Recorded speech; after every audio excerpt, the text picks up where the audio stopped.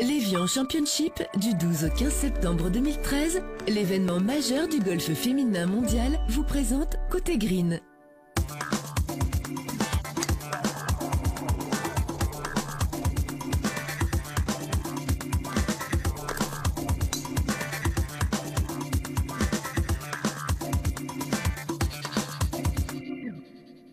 Salut à tous, bienvenue, merci d'être avec nous dans ce magazine Côté Green. Aujourd'hui, on s'intéresse au métier de directeur de club de golf. Vous allez le voir du reste, c'est un vrai job. Tout de suite, des explications d'Emmanuel Ballon, qui est le directeur du Golf Club d'Ezri. Emmanuel Ballon, on va parler de votre métier de directeur de club de golf. On choisit ça par vocation? On choisit ça par vocation. Oui, je crois que d'abord il faut aimer le sport en général, d'une façon générale, parce qu'on est d'abord dans un service qui concerne le sport, comme d'autres pourraient l'être sur le bâtiment ou la santé. Notre activité touche le sport, puisque quand même pour information, le golf, contrairement à ce que certains pourraient penser, est une véritable activité sportive, le sport sera de nouveau sport olympique en 2018 à Rio.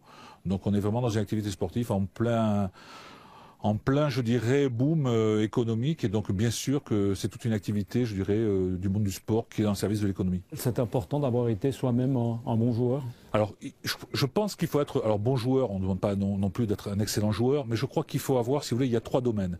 Il y a le domaine du greenkeeping, le domaine du jeu et le domaine de la gestion. Il faut être, je dirais, polyvalent dans les trois.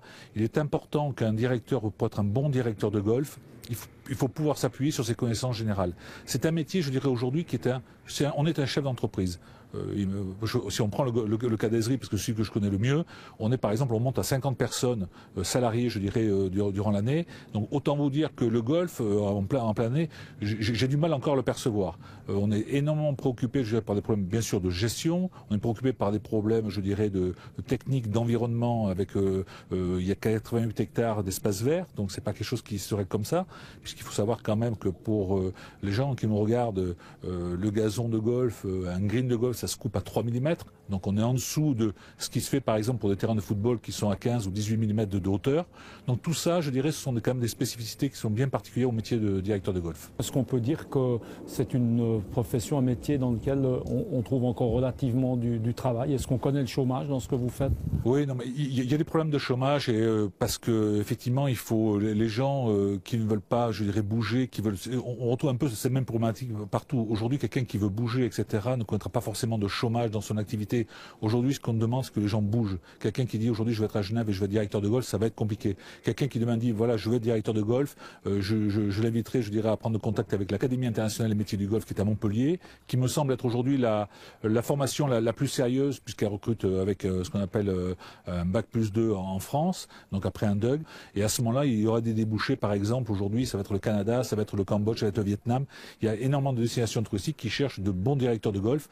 Alors, plus aujourd'hui, j'aurais tendance à dire qu'aujourd'hui, les directeurs de golf, il y en a beaucoup qui viennent du métier de l'hôtellerie, parce qu'il y a de très très bonnes écoles, notamment, je dirais, en Suisse, sur les écoles hôtelières, et on peut devenir un bon directeur de golf en passant par une école hôtelière. Vous avez en revanche des comptes à rendre au sein d'un comité. Bien sûr, parce qu'il y a un comité, il y a un conseil d'administration sur lequel le directeur, je dirais, a une feuille de route, je dirais, un cahier des charges qu'il doit tenir pendant l'année. Donc des budgets prévisionnels, là on est dans l'époque où on a clôturé l'année 2012 et on prépare les budgets prévisionnels 2013. Vous avez pu le voir, mes collaborateurs. Donc je crois que ce qui est important aujourd'hui, c'est de pouvoir préparer et rendre compte, bien évidemment, aux gens qui sont des décideurs. Nous sommes finalement, je dirais, que des gens qui sont dans l'exécutif. On est là pour exécuter les décisions qui sont prises par notre conseil d'administration et nos élus. C'est un métier, on a dit, saisonnier, dans lequel on compte pas ses heures, Emmanuel Ballon. Alors, pas ses heures, oui, puis j'ai dit, alors pour les gens, effectivement, qui nous regardent, je veux dire que le jeune qui se dit, super, directeur de golf, c'est beau, je vais pouvoir jouer, etc. Là, il se trompe sur toute la ligne. Il faut savoir que le métier de directeur de golf, c'est un métier qui est passionnant, effectivement, même si aujourd'hui, il y a la neige, il peut y avoir des activités des périodes plus ou moins calmes. Il faut savoir que c'est, par exemple, une présence tous les week-ends, tous les jours fériés, une grande présence, beaucoup de relationnel, donc avoir un bon contact avec les gens. Et puis aussi, moi c'est quelque chose qui me tient à cœur, c'est être aussi un bon capitaine de vaisseau. Moi j'étais officier de l'armée française. Je crois que c'est important d'avoir cette notion peut-être militaire qui existait autrefois, qui a fait peut-être un petit peu désuet, mais qui revient très fort à la mode, notamment dans les très grandes écoles de commerce, parce que l'officier, ce qu'il y a de bien, c'était le côté, je dirais, de la solidarité d'entreprise. Si vous voulez, je me rappelle juste une anecdote, si vous me permettez. C'était, j'étais officier, puis je avais promis, c'était une course, etc. Et je avais promis, j'étais tout content. Et j'ai vu la personne en face qui me dit, c'est bien, tu cours très bien. Alors maintenant, tu vas faire demi-tour, tu vas aller chercher le dernier qui est là-bas. Donc vous voyez cette notion de groupe, de solidarité, où toute l'équipe ont la même endroit, on laisse tomber personne. Ça, j'aime. On est dans les anecdotes, Emmanuel Ballong. Oui. Permettez-moi celle-ci. Lorsque l'on s'appelle justement Emmanuel Ballong, est-ce qu'on a été taquiné en étant directeur d'un club de golf, Ballong ça a été l'objet. Tous ceux qui me connaissent savent très bien que M. Longball, il existe. Hein. non, c'est une blague, effectivement. Non, ça vient du sud-ouest de la France, mais c'est vrai que souvent on me l'a dit, effectivement, c'était prédestiné, balle courte serait plus difficile, certainement, pour un directeur de golf. Voilà, et puis vous l'avez vu également, eh bien, de l'humour pour Emmanuel Ballong, ce qui n'est pas défendu. On va se retrouver quant à nous le mois prochain pour parler de la petite balle blanche. À très bientôt. Ciao.